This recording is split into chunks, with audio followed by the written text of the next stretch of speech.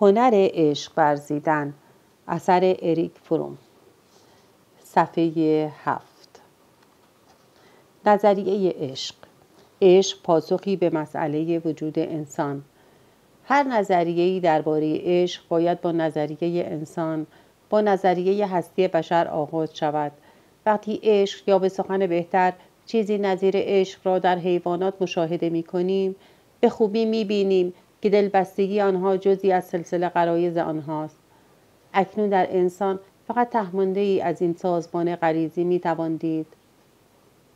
آنچه لازمه هستی انسان است، همین بیرون آمدن او از دنیای حیوانی و سرپیچیش از هر گونه انطباق غریزی است و نیز این است که بر طبیعت تفوق یافته است، گرچه هرگز آن را رها نمی‌کند.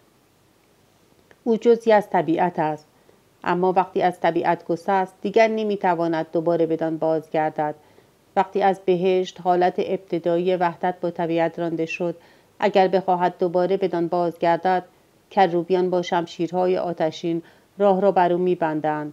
انسان فقط می‌تواند از راه تکامل قوه عاقله خود با دست یافتن به هماهنگی جدید، یعنی نوعی هماهنگی انسانی، به جای هماهنگی از دست رفته دوران پیش از انسان که دیگر بازگشت پذیر نیست، پیش برود. وقتی نژاد آدمی بدین جهان چشم گشود، از موقعیتی مشخص، یعنی از مرحله غرایز، به موقعیتی نامشخص و مبهم و گشوده افکنده شد. در این مرحله فقط وضع گذشته روشن و مشخص است، اما در مورد آینده فقط از مرگ میتوان اطمینان داشت. به بشر قوه عاقله عطا شده است. او حیاتی است که از خود آگاهی دارد. او از خود و هم نوعانش، از گذشته و از امکانات آیندهش آگاه است. آگاهی از خود به مثابه ماهیتی مستقل، آگاهی از کوتاهی عمر خود و از این حقیقت که بدون اراده خود به دنیا آمده و به خلاف اراده خود نیز باید بمیرد. آگاهی به اینکه قبل از عزیزانش خواهد مرد یا آنان پیش از او خواهند مرد و آگاهی از تنهایی و جدایی و آگاهی از بیچارگی خود در مقابل طبیعت و اجتماع. تمام اینها هستی پیوند نایافته و پاره پاره او را به زندانی تحمل ناپذیر مبدل می کند. اگر بشر قادر نبود خود را از این زندان برهاند و به سوی خارج دست بگشاید و به نوعی با انسانها متحد سازد، مسلماً دیوانه می شد. درک این جدایی باعث بروز اضطراب می شود. در حقیقت این سرچشمه تمام اضطراب هاست. جدایی یعنی بریدن از هر چیز بدون اینکه توانایی استفاده از نیروهای انسانی خود را داشته باشیم. بنابراین جدایی یعنی بیچارگی، یعنی ناتوانی در درک جهان و ناتوانی در درک مردم و اشیای آن. این بدان معناست که دنیا می تواند به من هجوم آورد بدون اینکه قادر باشم واکنشی نشان دهم. این است که جدایی سرچشمه اضطراب شدید است. از این گذشته جدایی در بشر احساسی از گناه و شرم به وجود می آورد. این احساس گناه و شرم در کتاب مقدس در قصه آدم و حوا به وضوح بیان شده. بعد از آنکه آدم و حوا میوه درخت علم خوبی و بدی را خوردند و بعد از آنکه نافرمانی کردند، مسلم است که اگر اختیار نافرمانی وجود نداشته باشد، خوبی و بدی هم مفهومی ندارد. بعد از آنکه از نظام حیوانی ابتدایی خود و از طبیعت رهایی یافتند و انسان شدند، یعنی بعد از تولدشان در پیکر افراد انسان، هر دو پی بردند که برهنه و شرمنده شدند. آیا باید معتقد باشیم که چنین افسانه‌ای با همه قدمت و ابتدایی بودنش حاکی از تظاهر اخلاقی قرن 19 است؟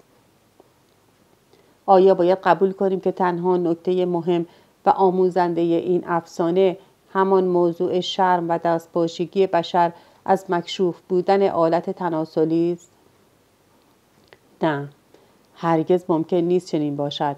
اگر بخواهیم این داستان را بر اساس وضع عهد ویکتوریا بررسی کنیم، مسلماً هدف اصلی آن را نادیده گرفته ایم. اصل این است که وقتی مرد و زن به خود و به یکدیگر آگاهی پیدا می کنند، در حقیقت از جدایی خویش، از تفاوت خود با جنس دیگر نیز آگاه می‌شوند و در همان حال که جدایی خود را تشخیص می‌دهند با هم بیگانه می‌شوند، زیرا هنوز نیاموخته‌اند که همدیگر را دوست بدارند. به همین دلیل است که آدم سعی می‌کند به جای دفاع از حوا با سرزنش کردن او از خود دفاع کند. آگاهی از این جدایی بشری بدون آگاهی از اتحاد دوباره از طریق عشق، سرچشمه شرم و در عین حال سرچشمه گناه و اضطراب است. بنابراین عمیق‌ترین احتیاج بشر نیاز اوست به غلبه بر جدایی و رهایی از این زندان تنهایی. شکست مطلق در رسیدن به غایت کار آدمی را به دیوانگی می‌کشاند، زیرا غلبه بر هراس ناشی از جدایی مطلق تنها با آنچنان کناره‌گیری قاطعی از دنیای خارج میسر است که احساس جدایی را نابود کند. چون در این صورت دنیای خارج که ما خود را از آن جدا حس می‌کنیم خود ناپدید شده است. انسان قرن‌ها و فرهنگ‌های مختلف همواره در مقابل یک مسئله و همان یک مسئله قرار می‌گیرد. این مسئله که چگونه بر جدایی غلبه کنیم، چگونه وصل را به دست آوریم و چگونه بر زندگی انفرادی خود فائق شویم و به یگانگی برسیم. این مسئله برای بشر اولیه که در غارها زندگی می‌کرد، برای بادیه نشینان گله‌چران، برای دهقانان مصر، برای تجار فنیقیه و سربازان روم و کاهنان قرون وسطی و سامورایی‌های ژاپنی، کارمندان اداری امروزی و کارگران کارخانه‌ها همیشه یکی بوده است. مسئله یکیست، زیرا سرچشمه یکیست و آن عبارت است از موقعیت بشر و وضع هستی انسان. اما جواب آن رنگ‌های مختلف دارد. به این مسئله می‌توان با پرستش حیوانات جواب داد، یا با قربانی‌های بشری، یا فتوحات نظامی، یا غرق شدن در تنعم و تجمل، یا انکار نفس از راه ریاضت کشیدن، یا وسواس در کار، یا آفرینش هنری، یا عشق به خدا، یا عشق به انسان. تعداد این جواب‌ها که در حقیقت تاریخ بشر را تشکیل می‌دهند گرچه بسیار است، مسلماً بی‌نهایت نیست. برعکس، اگر از تفاوت‌های جزئی چشم بپوشیم که غالباً سطحی است نه عمقی، در می‌یابیم که چند جواب بیشتر موجود نیست و جواب دهنده نیز همیشه انسان بوده است. منتها انسان‌ها با فرهنگ‌های مختلف، تاریخ دین و فلسفه در حقیقت تاریخ این جواب هاست. تاریخ صورت‌های مختلف آن و تاریخ محدود بودن این صورت‌ها.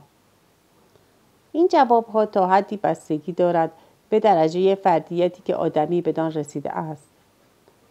در کودک شیرخواره هنوز من رشد چندانی نکرده است. او هنوز خود را با مادر یکی احساس می‌کند و تا وقتی مادر در کنار اوست به هیچ وجه احساس جدایی نمی‌کند. احساس تنهایی کودک با حضور جسمانی مادر و با لمس پوست و پستانهای او درمان می‌شود.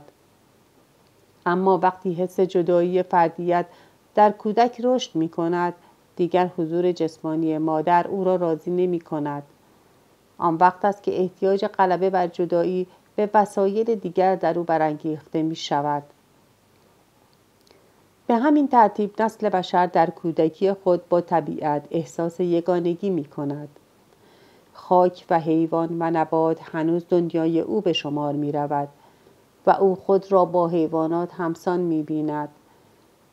نقاب‌های حیوانات را بر چهره گذاشتن، یعنی حیوان خاصی را مظهر قومی فرض کردن یا پرستیدن آنها به عنوان حیوان توتم یا خدا، خود دلایل بارزی بر این معناست.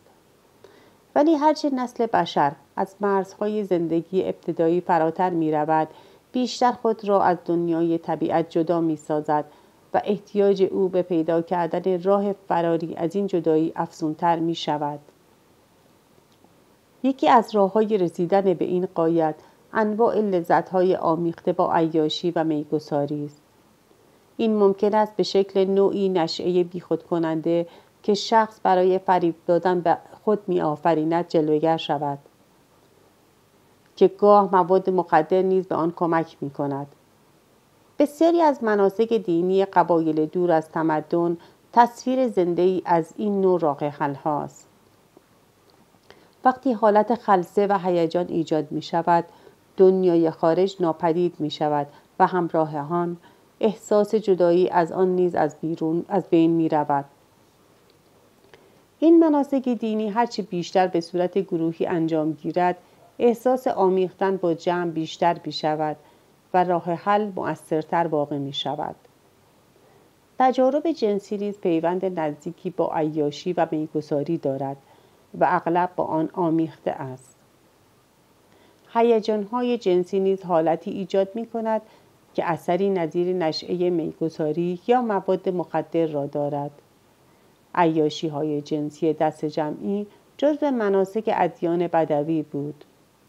چنین به نظر می‌رسد که در نتیجه این گونه عیاشی‌ها بشر می‌تواند تا مدتی زندگی را ادامه دهد، بی آنکه از جدایی رنج فراوان بکشد. اضطراب رفته رفته شدت می‌یابد و باز تجدید این مراسم آن را تخفیف می‌دهد. تا آنجا که این عیاشی‌ها مشترکاً و با قوم و قبیله انجام گیرد، اضطراب و احساس گناه پدید نمی‌آورد. بسیاری از مردمان چنین اعمالی را درست می‌پنداشتند و حتی آنها را از جمله فضیلت‌ها می‌دانستند، زیرا همه در آن سهیم بودند و طبیب و روحانی قوم آن را تجویز می‌کرد. بنابراین دلیلی ندارد که شخص احساس گناه و شرمندگی کند، اما وقتی همین راه حل به توسط فردی از اجتماعی پیشرفته برگزیده می‌شود که سالهاست این اقدامات گروهی را پشت سر گذاشته است، نتیجه کاملا فرق می‌کند. افراد جوامعی که فرهنگشان مغایر با این گونه عیاشی هاست، به جای آن راه حل‌های دیگری از قبیل اعتیاد به میگساری و مواد مخدر را برمی‌گزینند. این نوع اعتیادها برخلاف راه حل‌هایی که شکل گروهی و همگانی دارند، در فرد تولید احساس گناه و ندامت می‌کند، در حالی که شخص سعی می‌کند با پناه بردن به میگساری و مواد مخدر از جدایی خود بگریزد. می‌بیند که پس از زایل شدن خاصیت می یا ماده مخدر، احساس جداییش بیشتر شده است. در نتیجه با ولع و شدت روزافزونی به طرف آنها سوق داده می‌شود. عیاشی‌های جنسی نیز کم و بیش از همین گونه‌اند. این اعمال نیز تا اندازه‌ای از اشکال عادی و طبیعی غلبه بر جدایی و جوابی ناقص به مسئله تنهایی بشر است. ولی در بسیاری از افراد که درد تنهایی از راه‌های دیگر درمان یا تسکین نیافته است، اشتیاق به عیاشی‌های جنسی به صورتی کنشی در می‌آید که فرق چندانی به اعتیاد یا میگساری و مواد مخدر ندارد. این برای شخص به صورت تلاشی نومیدانه برای فرار از اضطراب و ترس در می‌آید و نتیجه آن احساس جدایی روزافزون است. زیرا که لذت جنسی بدون عشق فقط برای لحظه‌ای کوتاهی می‌تواند فاصله دو انسان را از میانه بردارد. انواع پیوندهای حاصل از عیاشی دارای 3 خصیصه مشترکند. همه شدید و حتی وحشیانه اند. در کل شخصیت، در نفس و بدن حادث می‌شوند.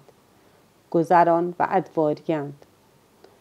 درست عکس قضیه در آن نوع پیوندی مصداق دارد که بشر چه در گذشته و چه در زمان حاضر آن را غالباً به عنوان راه حل برگزیده است و آن پیوندی است که بر همرنگی با گروه و عادات و رسوم و معتقدات آنها مبتنی است.